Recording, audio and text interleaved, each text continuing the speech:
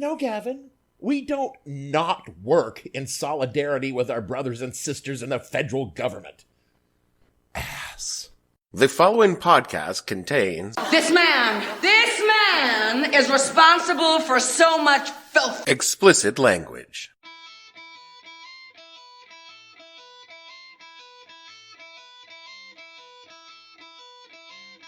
Hello and welcome to the podcast that asks a simple question. When you decided it was time to talk about the 2020 election on the fourth day of 2019, what the hell were you thinking? I'm your host Dave Bledsoe, and this is a Friday, January 4th, 2019, and the Race is On edition of the show where we examine the shape of things to come. Stay tuned. The What the Hell Were You Thinking podcast is brought to you by Predicto Poll, your one-stop shop for the future. Are you tired of waiting to be told how people are thinking about things that haven't happened yet? Are you bored with public perceptions of things after they happen? Predicto Poll is the answer for your problem you didn't even know you had. Our patented scientific method looks into the future and decides what people are going to think about things by just making shit up. Why worry about statistics and analytics when you can pay some people just to make shit up and see what happens? When it's over, who knows? We might even be right. Act Now and Predicto Poll will provide you with a snapshot of the stock market 6 months from now. Financial investing implies risk. This market analysis is not based on reality, and investors using it will almost certainly lose their money. But then again, maybe they won't. Try here. Stop.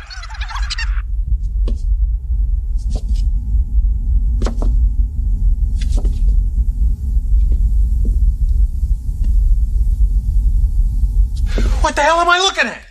When does this happen in the movie? Now. You're looking at now, sir. Everything that happens now is happening now. What happened to then? We passed then. When? Just now. We're at now.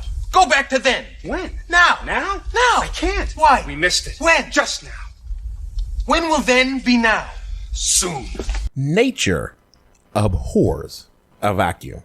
It's something people say when they want to preface their pomposity with some scientific-sounding bullshit, and I am no different. I adore personal pomposity the way other people adore their children. And since I've no children, I'm left with only my overweening love of the sound of my own voice. I think there's a connection. Speaking of vast and unchecked egos, for this first episode of 2019, we turn to politics and political punditry, who are very much with the unease of the vacuum created by the 2018 elections. Not the elections themselves or the shifts in the balance of power, but rather the absence of an election for them to drone on and on about. And all I feel is emptiness. There are, as of this recording, 669 days. Nice. Until the 2020 presidential elections, and both the candidates and the political writers are queuing up to plant their feet into the race. Already, Senator Elizabeth Warren has formed an exploratory committee for 2020, which is the political speak equivalent of saying that you are exploring the coffee shop where you stop to get your coffee every day. This exploratory committee means, in real speak, I'm planning on running for president. Would you please give me some money so that I might do so? And there's nothing wrong with this. It's how things have done in America. It's how they've always been done in America, even before there was an America. George Washington launched his presidential exploratory committee in 1776 when he showed up at the Continental Congress wearing his old French and Indian War uniform and walked around telling everybody in the room. Right. It's very presidential of me, don't you think? Oh, you weren't there. You don't know he didn't say this. And look, I'm no different. I speak as a pundit, not a political candidate. Trust me, if I showed up to say the New York City Council meetings wearing a French and Indian War uniform, people are not going to consider me presidential. They're going to consider me You're a loony. It's equally possible that people think this about me anyway. And look, also, I don't consider myself a pundit either. I think of myself as more a commentator on politics than a pundit. But what I definitely know that I am is in need of content. So this week, I decided I was going to take a look at the frontrunners for the Democratic nomination in 2020. And I'm basing this entire show on a Slate article titled, What the Democrats' 2020 Field Looks Like Now, running down the top 7 polling potentials in order. So, without further hesitation, let's meet your 2020 contenders. On top of the polls right now is perennial contender and everyone's favorite uncle, Joe Biden. Really? This guy again?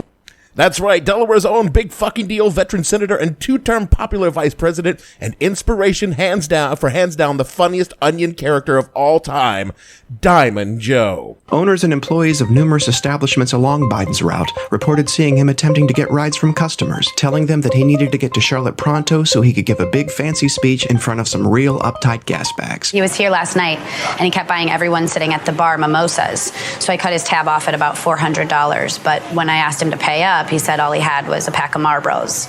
And then he was like, Uncle Joe can think of a couple ways to pay you. I turned around for 1 second and the son of a bitch was gone. To be honest, I thought it was kind of cute. Biden brings to the table a wealth of experience and ability, and of the top contenders at the moment, he's clearly the most qualified for the job. There is no doubt in this podcaster's mind that if elected, Joe Biden would be an excellent president and a great source of laughs, not just because of the Onion, who would bring back Diamond Joe. And honestly, I would vote for him for that reason alone, but because the actual Joe Biden is, by his own admission, a, quote, gaffe machine, unquote. African American, who is articulate and bright and clean and a nice looking guy. I mean, that's a storybook, man. That's right, he called Barack Obama articulate, bright, and clean. And Obama didn't get pissed. He made Biden his Veep. That's how cool Joe Biden fucking is. Still, after probably 4 years, I don't know, who knows, might get lucky, of a president who just shits out his mouth whatever random thought is in his tiniest brain, do we want or need another one? Not that Joe is really that bad, but still. Also, Joe suffers from a key drawback besides of his lack of a personal edit button, primarily in the fact that he's a old white dude. And that's not something he can just, avoid. If elected, he would be 78 when inaugurated. Reagan was 73 when he took office, and by the end of his term, his brain was cottage cheese headed toward yogurt. Although, to be honest, it was never more than camembert at the best. Biden would be older than Reagan at the end of his last term, at the end of Biden's first term. And next, Joe's got baggage. Political baggage trains that stretches all the way back to 1973, and his time in the Senate alone is filled with shit that will just not fly in 2020. Anita Hill will get him eviscerated by women, and he'll deserve it. His position on a raft of progressive issues will not pass the sniff test from the base, even if he swings about as far left as Joe Biden can reasonably go, which is only about 6 to 8 degrees, or he'll risk breaking a hip or something. Look, this podcast is not going to fall down the rabbit hole of prediction like we did a few years ago, when a certain shriveled orange ball of hate oozed out of into our lives, and only to see it win. We will instead use my granny's contingent statement of probability, meaning we're not going to say something will or won't happen. All we're going to say is something might could happen or something might couldn't happen. And so we award Joe Biden our granny's contingent probability score of might couldn't, because no one wants more of same old white dude.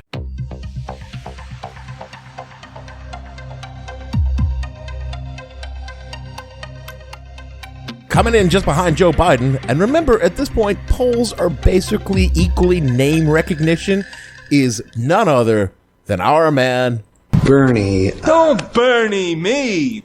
Look, I'm a little afraid to talk about Bernie because the people who are into Bernie are really, really into Bernie. And if I were to say the wrong thing about Bernie, people would show up at the studio, put a sack over my head, shove me into a windowless van, and drive me out into the desert for a talking to. And I live about 10,000 miles from the nearest desert. But you know what? I didn't choose the podcaster's life. It chose me. So here we go.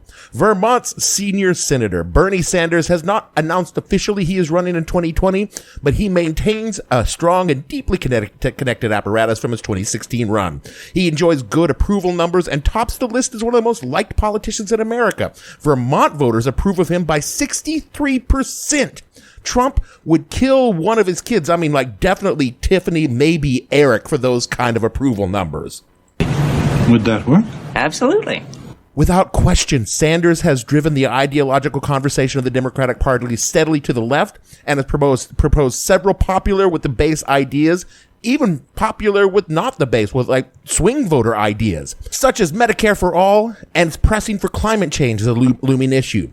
Bernie comes into 2020 a powerhouse, rather than the plucky socialist underdog of 2016. Bernie is a force to be reckoned with, but... No.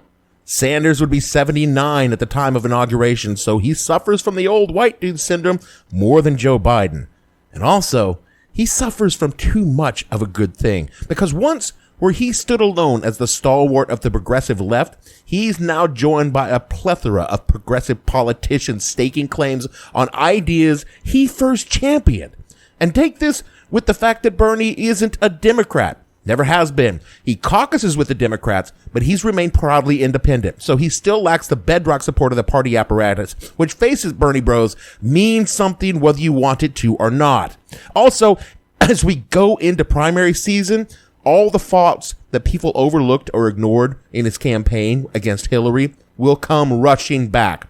Just this week in the New York Times, a story about the campaign's failure to handle multiple sexual harassment complaints, not against Bernie, and Bernie has claimed ignorance about all of them, but about other staffers and surrogates. They just didn't get dealt with. Sanders has a lot of work to connect with black voters who broke decidedly for Clinton in the primaries, and Sanders base itself is very, very white and not a little broy, all right?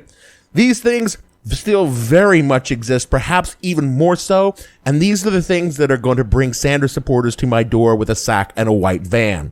But you know what? Even with all these liabilities, you would have to be a fool to give any other Granny Contingent Probability Score but a strong might could and just feel the burn.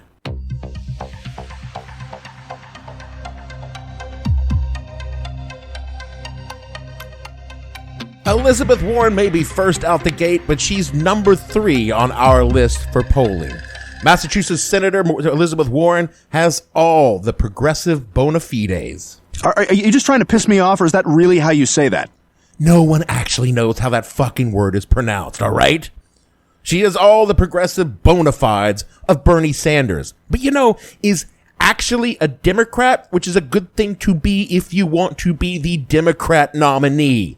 The party is suitably chastened, I think, after 2016, but they will be more enthusiastic over someone with a D behind their name.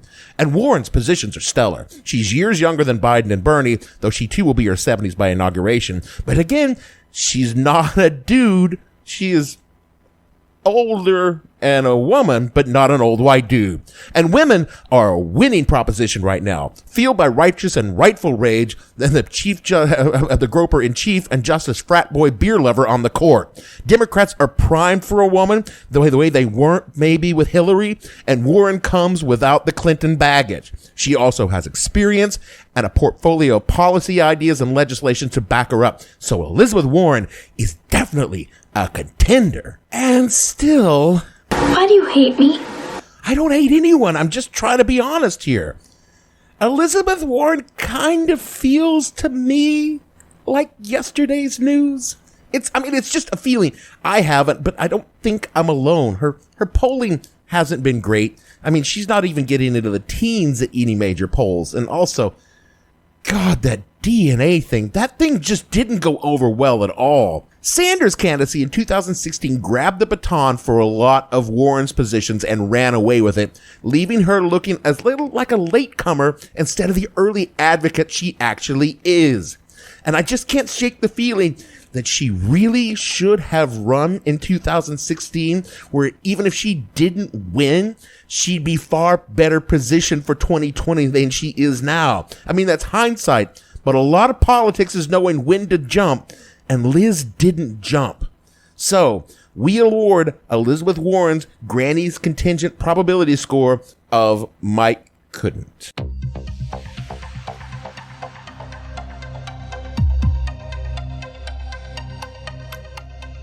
Speaking of knowing when to jump, we come to number 4, my boy Beto.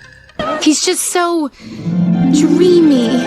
Congressman Robert Beto O'Rourke, the toothy Texan who looks like Bobby Kennedy, rocks a punk band guitar like a dead Kennedy, and makes us all swoon like John Kennedy Jr. did before he was abducted by aliens on orders from his father's brain in a jar. O'Rourke came out of nowhere last year to damn near unseat Ted Cruz in a state that loves Republicans more than it loves big hats and barbecue. Beto sparked something in the American heart that we haven't seen since a young Barack Obama. And by losing his bid for Senate, he set himself on a path to the White House in the minds of a lot of Americans, including the aforementioned somewhat older but no less cool and suave Barack Obama, when he said of Beto, he's, as Jay would say, he's got flow.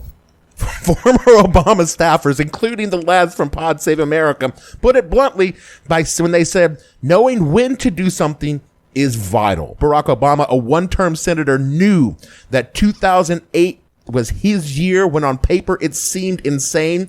Beto would be crazy not to run.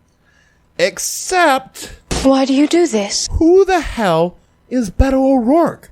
I mean, he's a backbench congressional rep from a small district with zero big legislation to his name, no executive experience whatsoever, unless I guess you count his time fronting a punk band, which honestly, I kind of do. That's really hard to keep the punk band together. Now that he's not running against a widely despised arthropod in a human skin suit, some people have noticed that he's a lot more cozy with big business than Senate candidate O'Rourke portrayed himself to be, including taking donations as a congressman from oil and gas companies. Also, his progressive credentials are not as sterling as some in the base would like to see, demanding as they do a Bernieological purity. Indeed, the Bernie base views Beto as a direct threat to their anointed leader and have attacked him vigorously in the opening salvos of 2020. Also, as reptilian as Ted Cruz's operation might have been, as tough a fight as the Texas Senate race was, a serious presidential contention will open up every crypt and closet where any skeletons in Beto's past are hiding and trot them out across the media who are utterly delight in trashing the golden boy candidate, just for the hate clicks alone. I'm looking at you, New York Times. I'm looking at you. Finally, even as charming and inspiring as Beto is, he's still a white dude in a year where those particular qualities are not as much of an asset as they might have been in the past. But with all of that being true, and with an admitted personal bias towards Beto, I'm going to award Granny's Contingent Possibility Score as a might could.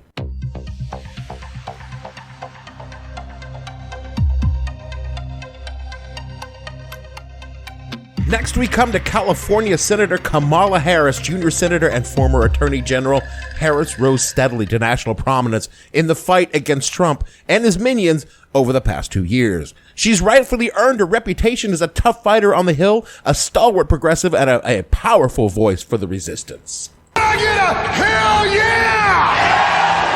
Being from California gives her a chance for a strong lead in the delegate count because California's primary is moving on up, baby, and it's getting sooner. So it could really put her ahead in the delegate count. And can I be frank here, pod friends? Maybe practical, or perhaps even clinical with you when I say, if I were going to sit down with Central Casting and create the ideal gender and ethnic template for a 2020 contender, we would come away with someone who looked an awful lot like Kamala Harris, the daughter of a Jamaican father and an Indian mother. When it comes to the cut and thrust of contemporary politics, this is not something that can be overlooked, and anyone who doesn't see that has no business being in the business of politics. On the other hand, you're getting some kind of sick sexual thrill off this, aren't you?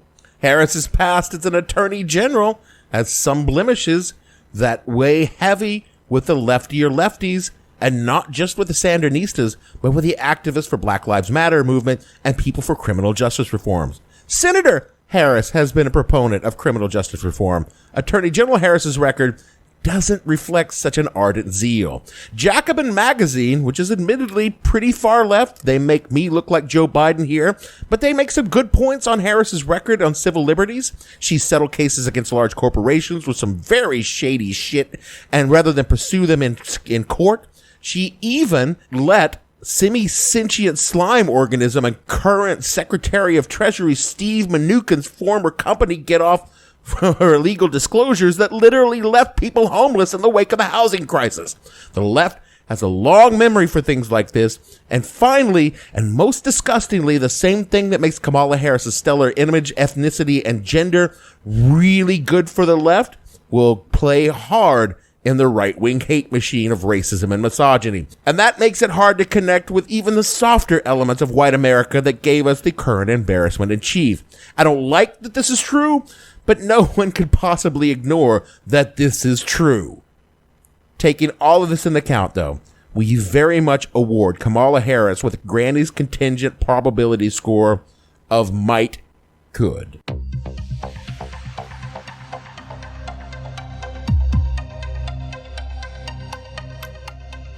Now, we come to New Jersey Senator Cory Booker. I am Spartacus!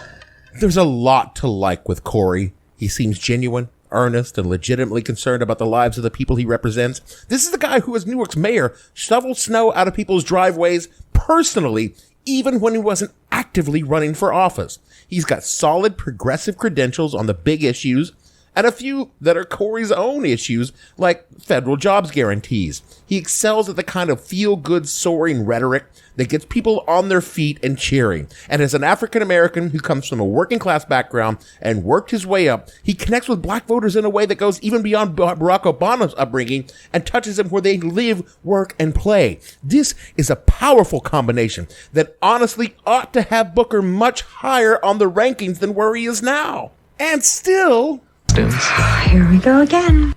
There's something about Cory that just says he wants it too much. That his rhetoric and messages are, dare I say, corny or hackneyed. His I am Spartacus moment during the Kavanaugh confirmation saying he would take the sanctions for releasing a letter that he knew damn well was okay to release came across as a stunt, and it's not the first time he's done something like that. Also, and this is a big problem for Booker, his past on Wall Street, particularly with Wall Street hedge funds, the financial boogeyman of the left, which is a fair thing because they are monsters sucking the lifeblood from the American economy and fill their own dark and bloated skulls, and his vigorous defense of hedge funds are a major liability for the socialist side of the house. Truth be told, they're a liability even for the moderate side of the party who very much want Wall Street money for their campaigns, but don't want to be seen taking Wall Street money.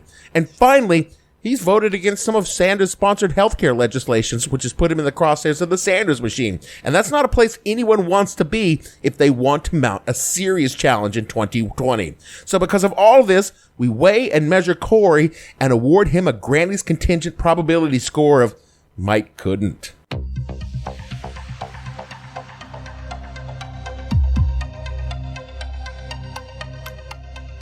And finally, we come to the last name on our list, Minnesota Senator Amy Klobuchar. Who the hell is that? Well, Klobuchar is a 3-term senator out of Minnesota who just barely squeaks onto the countdown on the heels of her pointed and passionate performance during the Kavanaugh hearings. You might remember when Brett badgered Amy on whether or not she had a drinking problem, which you have to admit is rich coming from a dude who likes beer so much he would get blackout drunk and try to rape people. Allegedly. Amy doesn't tout the progressive credentials of some of her others on the list, but she's solid enough with a record to reassure Democratic white women, and those folks are going to play a huge role in the coming election. And as a Midwesterner, she could potentially pull back some of those heartland voters that eked Individual One into the lofty position he's so utterly unworthy of. But really... Yeah, okay. She hasn't even cracked 3% of the polling, and no one really knows much about her or much cares. She's not made any overt moves towards candidacy and really only exists in the realm of liberal pundit speculation in any meaningful way. Amy Klobuchar, if she is running for anything, is maneuvering for a VP spot on the ticket, which actually probably wouldn't be a bad idea. So, you know, maybe we'll see a Kamala Klobuchar or a Beto Klobuchar or a Biden Klobuchar. No, we're never going to see that. And we're definitely never going to see a Bernie Klobuchar. So we're going to give our final Granny's Contingent Possibility Score rating of definitely a might couldn't. There are so many other people dipping their toes into this race. Washington's Governor Jay Inslee has pretty much declared, but he's a single-issue candidate running a messaging race on climate change, and that's fucking fantastic. Mike Bloomberg has also all but said he's going to run as either a Democrat or an independent, but I'll swear to you personally that it'll be a cold day in hell before I see Mike Bloomberg as president of the United States. New York's Kristen Gillibrandt's name is out there, but, that's not going to happen either. She's pissed off a lot of people. And we just learned today, as I record this, that she's been reaching out to Wall Street for money to fund a presidential campaign, and no one wants to fucking be there either. John Hickenlooper of Colorado, Tulsi Gabbard of Hawaii, Eric Holder, former Obama Attorney General, and those are definitely some names from the past that are swirling around. We've got names from the past from swirling around like John Kerry. You remember John Kerry from 2004, y'all? And here's another name that still just won't go away, even though, I swear to God, there is no way in hell this is going to happen, but it's out there, and we've all got to deal with it. Hillary Clinton, who is almost definitely not running, we think. Ohio Senator Sherrod Brown is almost certain to shoot for the ring. Julian Castro, former Obama official from HUD, and San Antonio, Texas mayor's name is in the wind. That's going to be a nasty fight between him and Beto if that pops up. From the business world, we've heard that Jamie Dimon of Chase Bank, that little fuckwad, might want to run. Howard Schultz of Starbucks has long insinuated that he wanted to run, but no one's going to vote for fucking Howard Schultz because everyone deep down in their hearts fucking hates Starbucks coffee, even the fucking people that voted for Trump. And, let's not forget billionaire Tom Steyer, who's made noises in this direction with his massive ad buy campaign about impeaching Trump. Bless his heart for doing that, but he's not going to be president. But you know what? Hands down, our favorite dark horse candidate, and this just touches me deeply, is Rhode Island's Lincoln Chafee. You guys remember Rhode Island's Lincoln Chafee, don't you? You don't? He was running in 2016. Remember, he was in the first debate with Bernie and Hillary and the guy from Maryland. You guys don't remember Lincoln Chafee, and that is your loss. Does that mean that one of the people that we've named, either the top 7 or our random grab bag of candidates, will get the nomination? Absolutely not. We are way too early to say. Unlike 2016, where there was a once and future candidate, this Democratic field is wide open, and no one can claim to be the front runner, meaning that they are going to need to go out and campaign the way Hillary didn't have to. We are going to get to see, for the Democrats, what the GOP did in 2016. Have a whole bunch of names and a whole bunch of debate and a whole bunch of losers before we winnow it down to a few frontrunners. We will even get some Trump analogs in our Democratic mix in there, although Michael Avenatti has thankfully dropped out of the race because he's a very smart man, and hopefully our electorate will display better taste and intelligence than the GOP base, but at this point in time in America, who the fuck knows? So for now, I say take a good hard look at the names coming across the wire. Not this just the 7 I've mentioned. Look at all of them, because who knows? Oprah could be in there. She said no, but you never know. There's still a chance to bring Oprah back in, and take them all with a healthy grain of salt. Favorites will rise, favorites will fall. Some names will drop on, others will take their place, and never underestimate that a dark horse candidate could come out of the shadows in this troubled time. And in the end, we will all go to the polls and choose who we want to take on individual one in 2020. And a crowded field gives us the luxury of choice we didn't have in 2016. And that can only work to our advantage. But still, keep in mind, nothing is certain.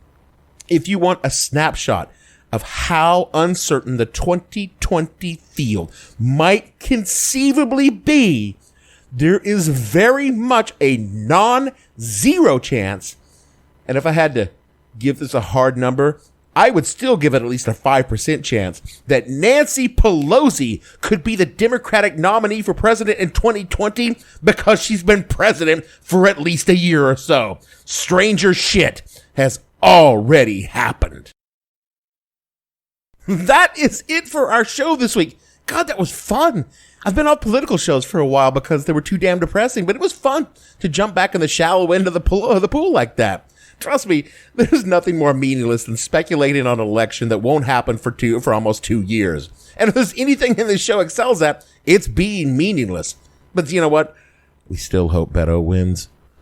Rate and review the show wherever you find your podcast. It helps others find this show so they can embrace the meaninglessness of it all. Follow our useless tweets at the _podcast on Twitter. And every pointless podcast we've ever done is on SoundCloud at the show name and at www.whatthehellpodcast.com. So for me, Dave, Beto, fanboy Bledsoe, producer Beto 2020 Gavin, and all the fictional Booker fans on this show, we want to say we feel tears welling up cold and deep inside, like our hearts sprung a big break, a stab of loneliness sharp and painful that we may never shake at just the thought of Beto not running. We'll see you all next week.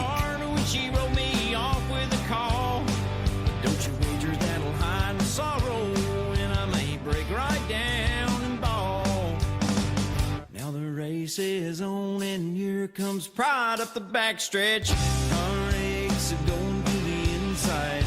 My tears are holding back and trying not to fall. My heart's out of the running. True love scratched for another's sake. The race is on and it looks like heartache, and the winner loses all.